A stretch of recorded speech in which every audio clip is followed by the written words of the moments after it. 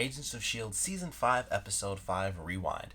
Now, this episode, of course, I guess technically it's our mid-season finale a little bit. It comes back next year. But this is definitely an awesome episode. We get to see Fitz's journey, which involves Hunter, which is pretty cool.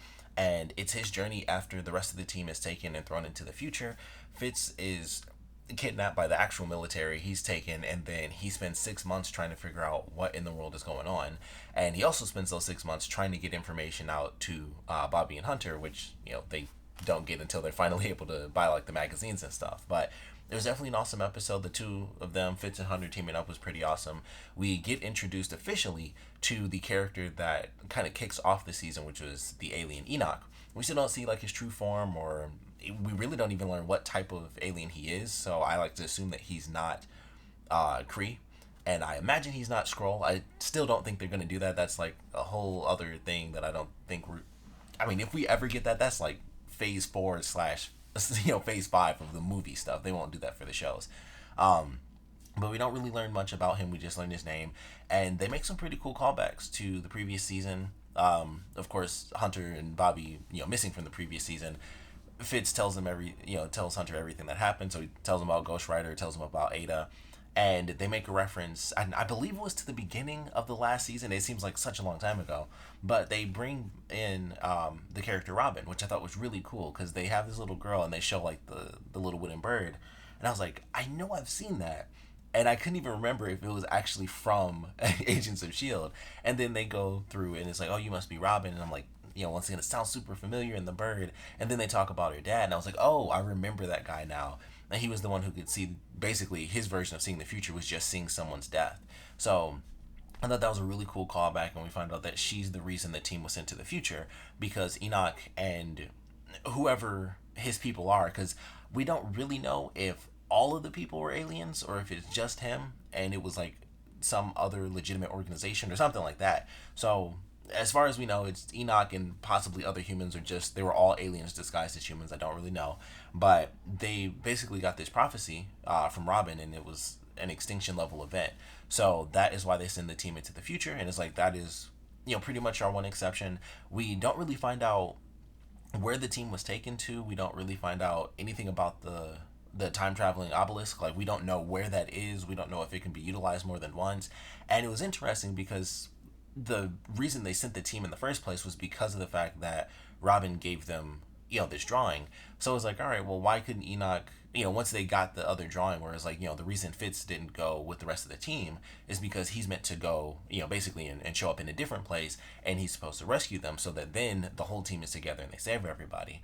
I was like, all right, well, I know they're on the run from the other people, but Enoch never brought up like, this is where the other obelisk is, and this is, because honestly, we had the dimensional obelisk and then the time obelisk, and it's just like, well, there's no history on that one, and it's just like poof, it's out of nowhere and it's a time obelisk.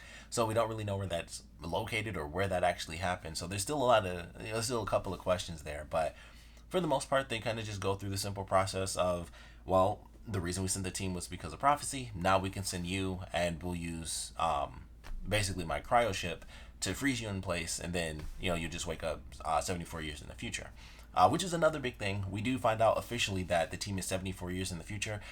So my theories were like all wrong, like on pretty much everything as far as time wise. I thought they had to have been between 100 and 200 years in the future because of some of the stuff they referenced early on, like, oh, this ship was built like 90 years ago, and the planet being destroyed and all that stuff. And it was just like, well, that being the case, and of course it's a fake ship that's obviously made by humans because it's a TV show. So I just assumed that it was like a human ship, and then it's like, oh no, this ship was made by the Kree and all that stuff. So I just assumed all that stuff was like human made, and then things got really bad afterwards. It was like, we had to leave Earth because things went bad, possibly because Daisy destroyed the planet. But it was like things went really bad, and so ships were being utilized, and I just assumed that it was all man-made technology. So I was way off. It was only they're hardly even that far in the future. That's just, they're only like one extra generation in the future, and like that's really it. They're only 74 years in. So I was like, well, that's definitely not what I was expecting them to say. So he doesn't really have that far to go when you ultimately think about it. Not even 80 full years, like 74 years. So they go through, of course, he goes to sleep and stuff. And then this was the other thing where I was like, all right, well, if he shows up in the present, then, or I guess in the future, they're present, or however you want to look at it, He has to go through the process of establishing himself and stuff like that. So he would show up, a month or 2 months ahead of time. And I was also wrong about that. He showed up a few days ahead of time. He wakes up. And Enoch was the one who set the plan in motion. And it's like, all right, well, this is the big prophecy. And, he got in contact with Virgil and the other two characters. And I'm assuming Fitz knows all the stuff about, the people still being alive on Earth. Because we really don't know who has contact with who, but I would imagine that with Enoch having been in touch with Virgil and giving him the note to pass on to the rest of the team, I would have to imagine that Enoch also knows that there are still people alive on the surface of the planet, and maybe they just can't get close enough, like that whole deal. So, and they take their extra couple of days, so Fitz is gonna I guess he gets prepared. Maybe we'll get some more answers at the beginning of the next episode. Like, this is exactly what happened.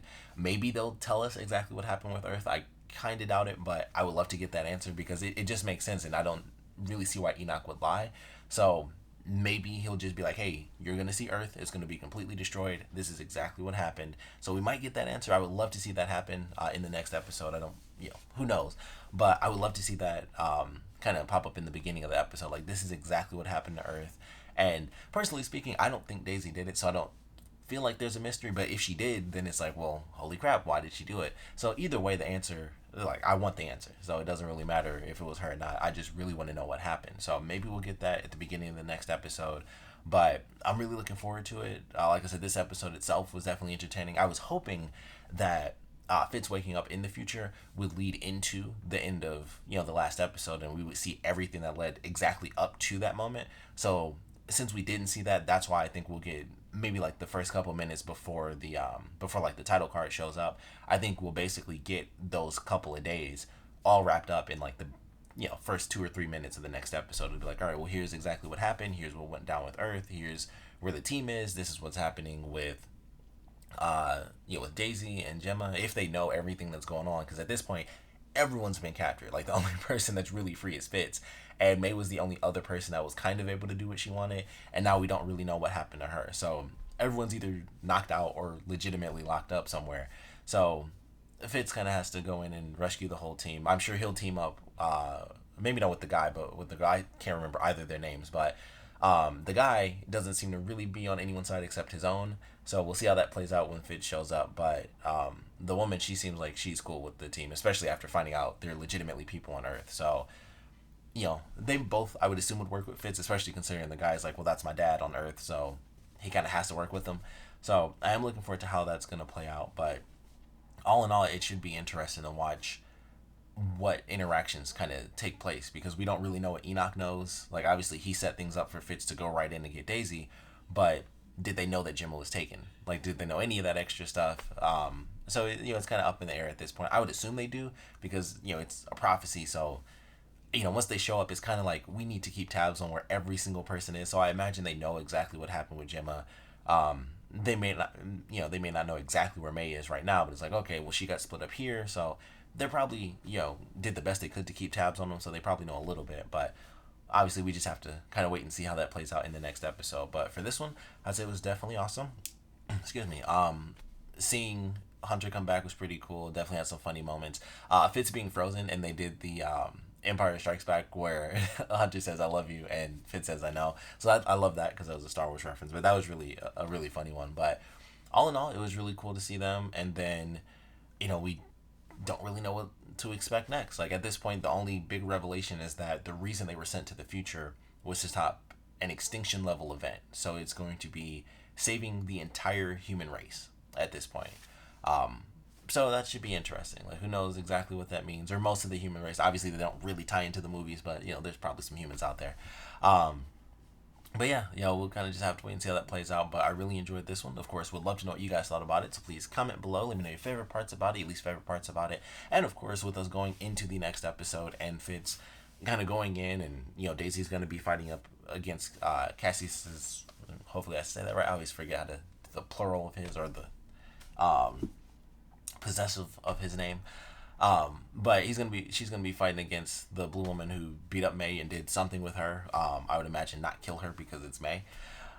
So I would love to know your predictions on how that's gonna play out, and how they're gonna kind of kick things off with the team officially reuniting, because Fitz goes in to save Daisy, and then of course he has to save Gemma, and then pretty much everyone else as well, because they all have like the meters in their arms. So half the team is working for the one dude, and then the other half of the team is either unconscious like May or wherever she is, or trapped like right next to Cassius. So he's got a lot of work to put in, I think, to to rescue his friends. But I would love to know your predictions on how that's going to play out, and what they may or may not already know. And of course, like I said, I just want to know what you guys thought about this episode in general. So please comment below, let me know, and thanks for watching.